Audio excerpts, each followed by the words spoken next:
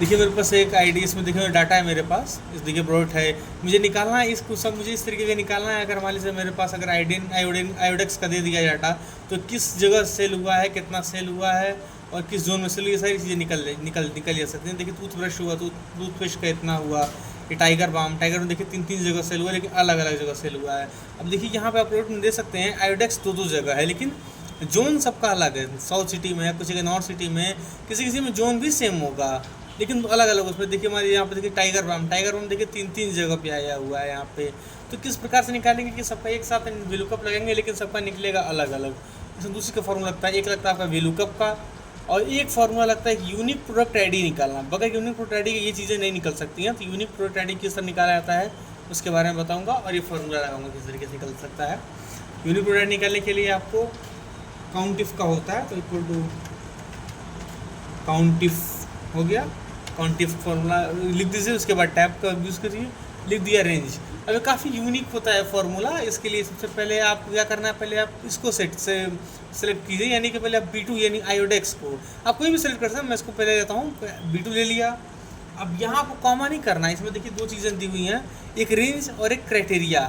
तो रेंज से बड़ा यूनिक इसमें रेंज देना होता है। पहले आप इसको ले लीजिए B2, उसके बाद आप इसमें कॉमा की जगह पे आपको यहाँ देना है इसमें कोलन का साइन, यानी कि इसमें कोलन का साइन होता है। शिफ्ट के साथ दबाएंगे, देखिए यहाँ पे कोलन का साइन लग गया।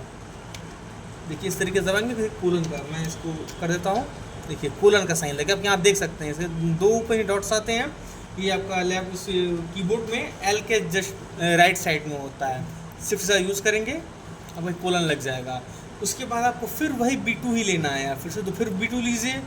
इस बार आपको कॉमा करना है, और आप फिर उसके बाद भी B2 ही, क्राइटेरिया में भी आप B2 ही लेंगे। ये बड़ा ही यूनिक फार्मूला होता है। इसको आप इससे ब्रैकेट क्लोज करके इंटर कर दीजिए। ये देखिए 1 आ गया। अब आपको मैं दिखाता हूँ, कुछ इसमें चीज़ें हैं जो थोड़ी सी डिफरेंट लगेंगी आपको। धीरे धीरे इसको आप ड्रैग करिए, देखिए 1 1 नहीं आ रहा है, लेकिन यहाँ देखिए 1 1 नहीं आ रहा है इसमें। देखिए समय 1 1 आ गया, लेकिन मुझे 1 1 नहीं चाहिए यहाँ पे देखिए दिक्कत क्या हुआ है, फार्मूला में दिखाता हूँ। देखिए B5 ये मेरा जो वहाँ ये सेल लिया था मैंने B2, ये मुझे फिक्स करना था, मैंने फिक्स किया नहीं, इसलिए मेरा सेम टू सेम 1 1 ही कॉपी हो रहा है। तो मैं इसको फिक्स कर दूंगा। ये B2 जो है, मैं इसको इस बीच में जाके इसको डबल टैप क्लिक करूँगा माउस से राइट बटन का, तो इस तरह हो जाता है। फिर F4 करेंगे आप, तो हो जाता है। फिर आप इंटर कर दीजिए। इसके बाद अगर आप ड्रैग करते हैं, देखिए 1 1 ही है। देखिए ये देखिए यहाँ 2 आ गया, 3 2 2, यहाँ 3 आ गया। मतलब 2 क्यों आया यहाँ पे? देखिए यहाँ पे जब 1 1 आ रहा था, क्योंकि ये जो वैल्यू डिनोट करता है ये इसके जस्ट ऊपर की वैल्यू, यानी टूथब्रश है, टूथब्रश के जस्ट ऊपर कुछ है नहीं, कोई और भी कुछ टूथब्रश नहीं है। लेकिन जैसे 2 पे यहाँ 2 आया, क्योंकि आइडेक्स पे 2 आ गया, यहाँ पे 1 यहाँ 2 इसलिए आया है कि यहाँ उसके ऊपर जो भी आइडेक्स रहेगा वो उसको इसमें ऐड कर लेगा। वहीं देखिए आप टाइगर बाम, अब टाइगर बाम देखिए 3 क्यों आया है, क्योंकि टाइगर बाम ये देखिए यहाँ 2 है, एक ये और एक टाइगर बाम यहाँ है। देखिए यहाँ तो 1 है, लेकिन यहाँ 2 है, क्योंकि ये उसके ऊपर की वैल्यू जोड़ा है। यहाँ पे ये 2 कर दिया, लेकिन यहाँ तीसरे पे भी है, तो तीसरा वाला भी इन तीनों को जोड़ के यहाँ 3 कर दे रहा है।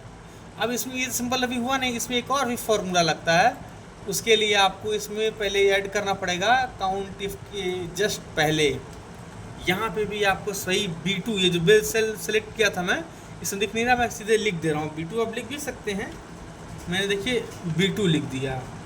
उसके साथ शिफ्ट के साथ एंड का जो सिंबल होता है उसको मैंने प्रेस कर दिया, जो इसमें 7 नंबर पे 7 पे होता है एंड का, ये लगा दी। इस तरीके का आपको फार्मूला ये आपका तैयार होता है। यानी कि B2 काउंटिफ, यानी कि जो आपका B2 है वो इस काउंटिफ के साथ जुड़ना है। एंड का ये लगाने की जरूरत है, जो उसके साथ जुड़ जाए। कभी वो एंड लगा लगाएंगे किसी फार्मूले में तो 2 सेल्स को जोड़ देता है वो। आप इसको अगर आप फिर मैं कैसे इंटर करता हूँ, देखिए यहाँ आयोडेक्स 1 आ गया।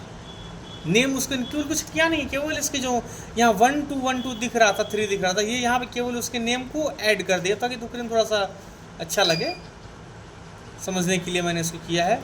ये देखिए ये इस तरीके से आ गया। अब आपको यहाँ बनाना है सबसे पहले, अब आपको निकालना है VLOOKUP का फॉर्मूला। उसके लिए पहले आप एक ड्रॉप डाउन बना लीजिए। मैं इस प्रोडक्ट का ड्रॉप डाउन बनाता हूँ, तो बताऊँ पहले आप प्रीवियस डाटा में ड्रॉप डाउन किस तरह बनाते हैं। अब डाटा में पहले सेल सेलेक्ट, किसी जिसमें सेल में जाना है उस सेल पे चले आइए। डाटा वैलिडेशन में जाइए।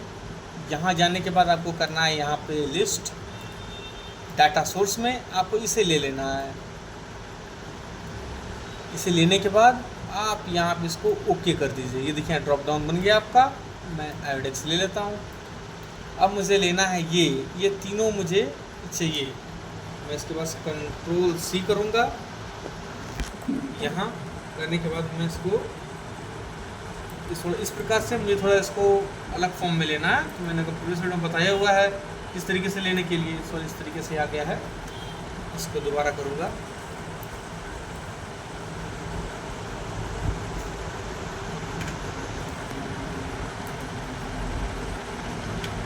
देखिए ये आ गया। मैं इस तीनों को डिलीट कर देता हूँ। इसको दिक्कत नहीं दे रहा। यहाँ मैं बाद में डिलीट कर दूँगा उसको। मैं प्रोडक्ट में आगे VLOOKUP और फॉर्मूला लगाऊंगा। मैं इक्वल टू VLOOKUP। ओके, यहाँ मुझे लेना है लुकअप वैल्यू। लुकअप वैल्यू मेरा ये है। मैं इसको लुकअप वैल्यू के ले लूँगा। और यहाँ मैंने इसको ड्रॉप डाउन लगाया हुआ है। ड्रॉप डाउन लगाते कभी भी अगर ड्रॉप डाउन लगाई हुई चीज़ को कभी वैल्यू को अगर आप लेते हैं तो उसको आप F4 करके आपको उसको पहले फिक्स करना पड़ेगा। क्योंकि अब ड्रॉप डाउन का यूज़ क्या होता है कि जब आप वैल्यू को उसमें चेंज करना है, आपको कभी आयोडेक्स लेना है, कभी टाइगर बाम लेना है, कभी टूथब्रश लेना है, आप कुछ चेंज करते रहना है उसको, इसलिए उसको फिक्स करना ज़रूरी होता है। अब यहाँ पे लिखा है VLOOKUP वैल्यू हो गया। अब आ गया टेबल एरे। लेकिन आपको पहले टेबल एरे नहीं लेना है। यहाँ आपको उसके बाद आपको इसमें लगाना है कि मुझे यहाँ देखिए आयोडेक्स तो ले लिया, लेकिन आयोडेक्स यहाँ 2 भी तो है, यहाँ टाइगर बाम 3 भी तो है। ये सारी चीज़ें कैसे आएंगी, इसके लिए आपको लगाना पड़ेगा यहाँ पे रो का फॉर्मूला। यहाँ पर सबसे पहले आप शिफ्ट के साथ एंड करिए, यानी मुझे इसमें जोड़ना है। कभी भी आपको दो चीज़ों को जोड़ना होता है तो उसमें एक्सेल में उसको एंड फॉर्म यूज़ किया जाता है। एंड करने के बाद अब आप इसमें रो लगाइए, ROW। अगर आप एंड नहीं लगाएंगे या फिर तो आपका रो के जो फॉर्मूला शो नहीं करेगा। मैं आपको दिखा दूँ, एंड हटा दिया, देखिए ROW, देखिए शो नहीं किया। वही अगर मैं एंड के साथ करता हूँ तो करेगा। देखिए ROW, रो का लगाना है मुझे। टैप कर दीजिए इसको। अब मुझे लेना है, इसे मान लीजिए यहाँ पे मुझे टाइगर बाम ही अगर मैं लिया हूँ अपने क्वेश्चन में, फिर आयोडेक्स ही लिया हूँ, तो आयोडेक्स यहाँ 1 भी है और 2 भी है। तो मुझे इसमें मैं किस में हूँ, मैं इसमें 5 वाले में हूँ। यानी मुझे 1 लेना है तो मुझे इसमें ऐसा किस वैल्यू से माइनस करना पड़ेगा रो में। मैं रो दिखा देता हूँ रो में क्या है। देखिए रो को मैं सेलेक्ट किया, F9 किया, देखिए क्या दिखा रहा है, 5वें नंबर, यानी रो 5 में है वो। और मुझे चाहिए रो 1 का।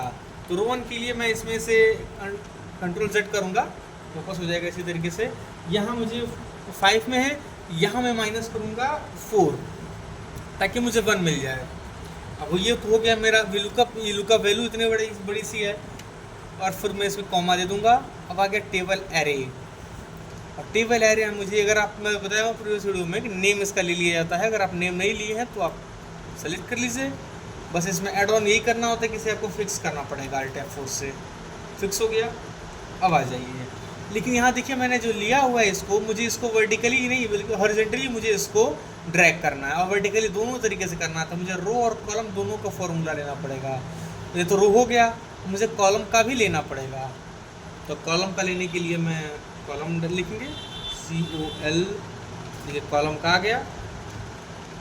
अब देखना है आपको किस कॉलम में है, उसको देखने के लिए सबसे पहले आप इसको ऐसे सिलेक्ट कर लीजिए। यहाँ F9 करेंगे, देखिए कॉलम 8 आ गया। कंट्रोल Z करके वापस आ जाइए। 8 था ना, तो 8 आने के बाद आपको क्या इसमें से माइनस करना है, आपको जाना है दूसरे वाले पे। तो 6 माइनस करेंगे तो आप पहुँच जाएंगे सेकेंड वाले पे। तो 8 है तो माइनस करेंगे 6, फिर कॉमा करेंगे।